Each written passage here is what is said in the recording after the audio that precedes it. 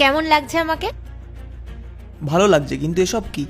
কাল থেকে আমি অফিসে যাব না, তাই জন্য। ভালো লাগবে তো আমাকে এই ড্রেসে? অফিস? তুই ওকে বলিসনি? কাল থেকে আমি অফিসে যাব।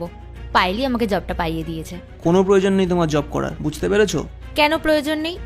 আমারও এক্সট্রা টাকার দরকার লাগে, প্রয়োজন আছে। আমি তো বাড়িতে টাকা দিচ্ছি, তোমার তো চলে যাচ্ছে, তাতে কোথায় কম পড়ছে? তবুও 15-20 হাজার তো কম পড়েই যায়। তুমি বাড়িতে থাকো, এটাই আমার জন্য অনেক। আর তোমার যে মাসে মাসে 15-20 হাজার টাকার দরকার, সেটা আমি তোমাকে দিয়ে দেবো। কিন্তু কিভাবে? তোমার স্যালারি তো...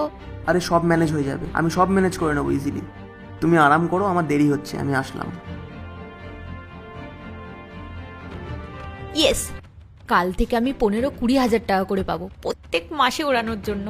ওয়াও ইয়ার, তুই তোর হাজবেন্ডকে দিয়ে কত কাজ করাস, কিন্তু তোর হাজবেন্ড তো তোকে কোনো কাজই করতে দেয় না। হাউ লাকি ইউ আর।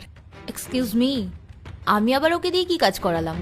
দেখ, এখন প্রত্যেক মাসে তোকে 15 থেকে 20 হাজার টাকা দেওয়ার জন্য তোর হাজবেন্ডকে এক্সট্রা কাজ করতে হবে। তো তুই তোর হাজবেন্ডকে টাকার জন্য এক্সট্রা কাজই তো করাচ্ছিস। তোর মনে আছে যখন তুই তোর হাজবেন্ডের থেকে নতুন স্কুটি ডিমান্ড করেছিলি, তখন কিন্তু উনি তোকে একবারও বলেনি যে যাও জব করো, নিজের টাকায় কেনো। একদমই না। বরং উনি কি বলেছিলেন জানিস? জিজু কেমন আছো? আরে হাই পায়েল, কেমন আছো? ভালো আছি, কিন্তু জিজু তোমার অফিস তো তাড়াতাড়ি শেষ হয়ে যায়, তাহলে তুমি এত লেট করে কেন বাড়ি যাচ্ছ? যখন বাড়ির প্রয়োজন বেড়ে যায় না, যখন অনেক খরচ বেড়ে যায় না, তখন বাড়ির কর্তাদের একটু ওভারটাইম করতেই হয়। আসলে পূজাকে না একটা নতুন স্কুটি কিনে দিতে হবে, ওর পুরোনো স্কুটিটা খুব প্রবলেম করছে, তাই একটু ওভারটাইম করছি, যদি একটু এক্সট্রা টাকা পাওয়া যায়। হাউ সুইট, তুমি ওর কত খেয়াল রাখো। রাখতে তো হবেই, কারণ আমি ওর বাড়ির লোকে কথা দিয়েছিলাম, ওনাদের মেয়েকে রাজরানীর মতন করে রাখবো, ও সব ইচ্ছা পূরণ করবো। That's very nice. চলো আমাদের বাড়ি চলো।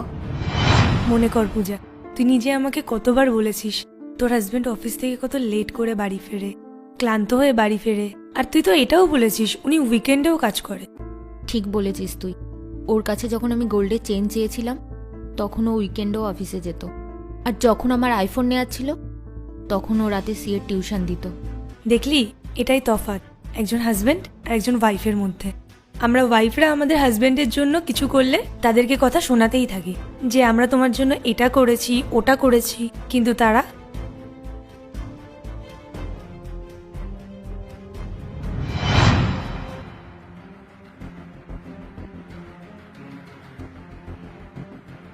তুমি যে তরকারিটা বানিয়েছো না, চমৎকার হয়েছে।